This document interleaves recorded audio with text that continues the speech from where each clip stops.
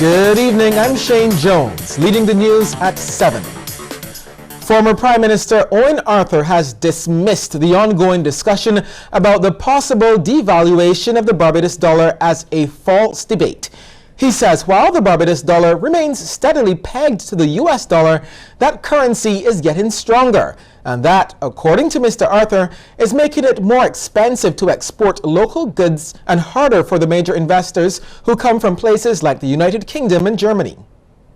This country must begin to have a debate on what should be an appropriate exchange rate policy that coincides with our contemporary goods, services, and foreign capital flows in the context of what is likely to happen to the currency against which we are pegged, taking into account all of the other currencies of countries with which we do business. The former finance minister is again making a case for Barbados to reconsider a relationship with the International Monetary Fund to help with the debt problem. Now he acknowledges it won't be easy. Barbados cannot turn its back on having its debt restructured under a fund program. It cannot turn its back on having many of these other things that need credibility done under a fund program. It cannot turn its back under the $750 million that it can borrow from the fund at 1%, nor, if the House is not aware, that there are things called policy-based loans for which Barbados can be eligible from the IDB and the CDB that can help us to restructure this where we don't have money, that can only be accessed if the country has a program in place with the International Monetary Fund. Housing Minister and St. Lucie MP Dennis Kelman has acknowledged that Barbados revenue is not increasing as quickly as its expenditure. In his contribution to the estimates debate, he says there are key issues to be considered. If the expenditure is increasing faster than the revenue, then it means that we might have matched the system and the revenue systems that we have been using, and we have to look at those revenue heads that have the capacity to take the effect of an increase without reflecting negatively on the masses of people in Barbados. Minister Kelman adds government can go even further. We also have to look to see if it is not better for us to bring the gross aspect of the revenue and then let Trump follow us, because it was the Democratic Labour Party when VAT was introduced that offered the reverse tax credit. And the reverse tax credit is not only for the wages aspect. The reverse tax credit will be for all those who have been impacted by the imposition of VAT, etc., and who will not benefit if you have to make a shift in your taxation system. An opposition member believes what he calls government's mismanagement of the economy over the last 9 years as unprecedented. St. James North MP Edmund Hinkson says during that time, Barbados has fallen from being a developing nation on a path to first world status to one of the most indebted countries globally. Our country is now the third most indebted country globally, with a debt to GDP ratio in the region of 150%. This government has more than doubled Barbados's public sector debt.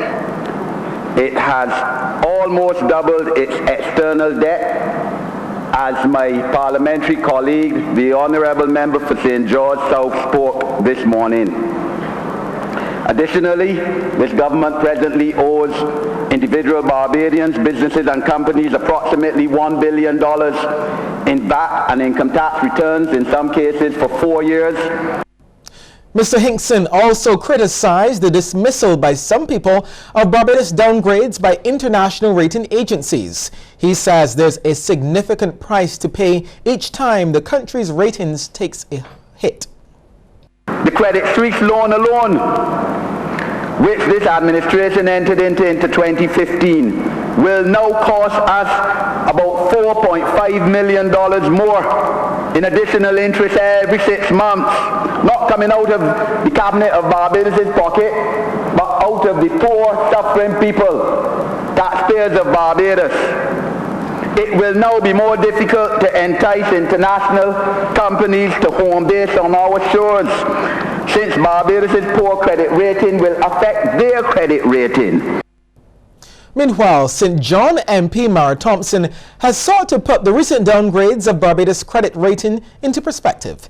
She made the point that Barbados still has a good reputation for paying its debts.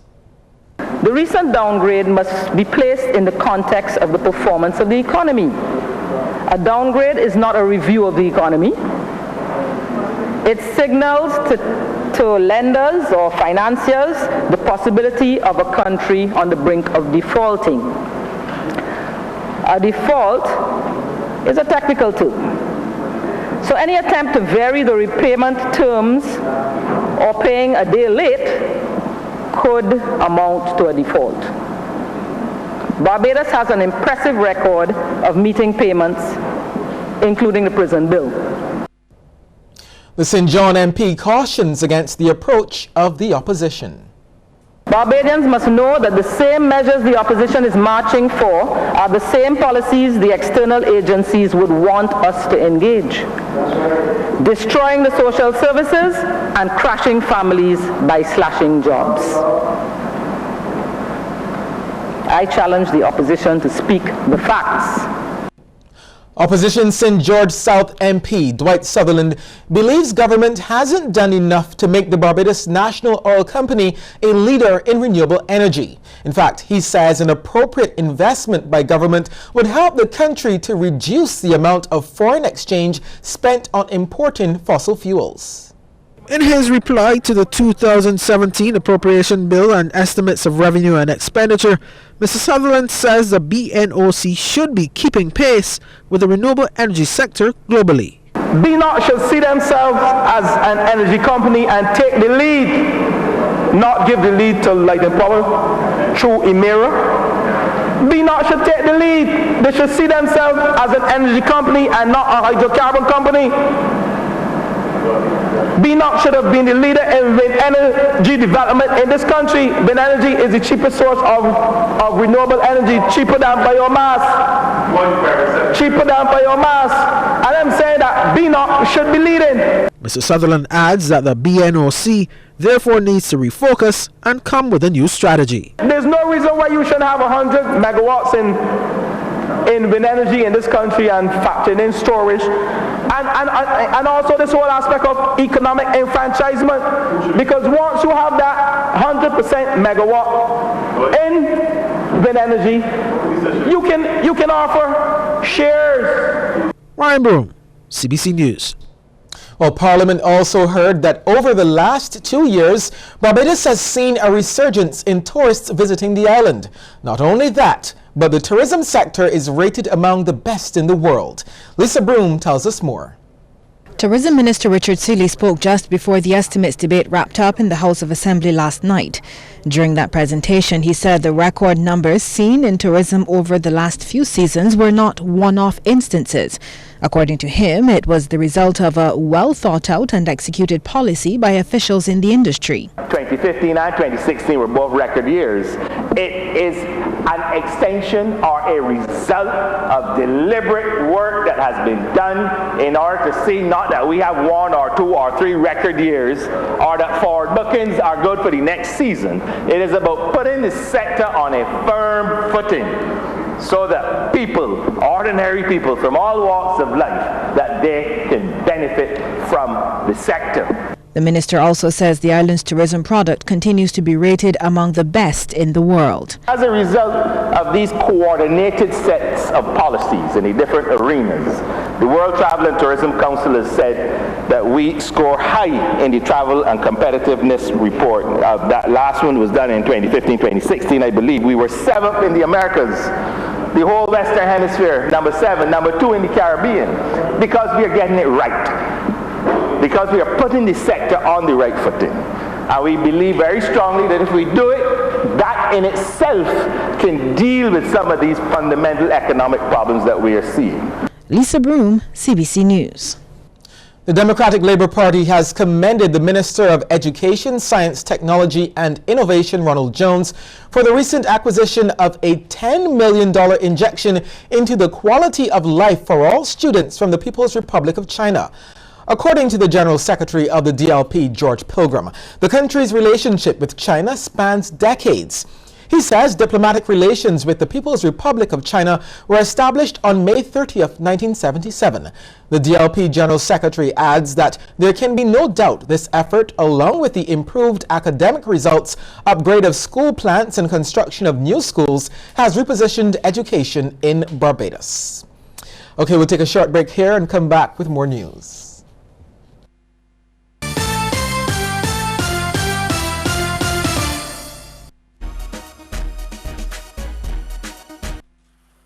Don't let your data experience slow you down.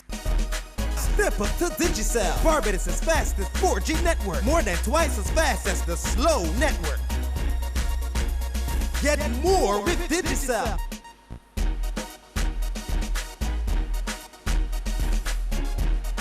Digicel, the fastest 4G network in Barbados. Dial *153# to sign up to Digicel today. Need affordable motor insurance? Get up to 30% off plus additional discounts for new and used vehicles. Call 436-6200 or log on to beacon.co.tt. Where you need us, when you need us. Hello friends, this is Jeff Shepard inviting you to join us every Thursday from 6 to 7 on QFM for Nichols Bacon Inc. Manor. Always fresh.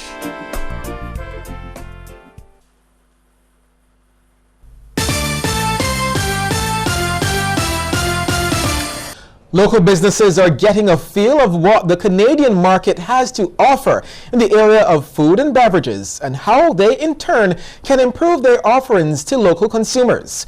During the Canadian Food Beverage Showcase, at least one business intends to present coconut water for import, despite growing concern expressed by local officials about its impact on local vendors. More in this report. Canadian businesses are continuing to offer a variety of consumer goods and are confident that they can gain a firm grip on the local market. Word of this from Director of Sales at the Canadian Export Development Inc., Jeremy Grisson, as they, along with the Canadian High Commissioner's Office, put on the Canadian Food and Beverage Showcase for the 10th year running. Mr. Grisson says while the showcase isn't open to the entire public, it's structured in such a way that the right people will be exposed to them. We want the companies to meet the key people that they need to meet in order to be successful. So that's why we have these key distributors come from not only Barbados, but hopefully all the Eastern Caribbean islands will have somebody in attendance to see these products.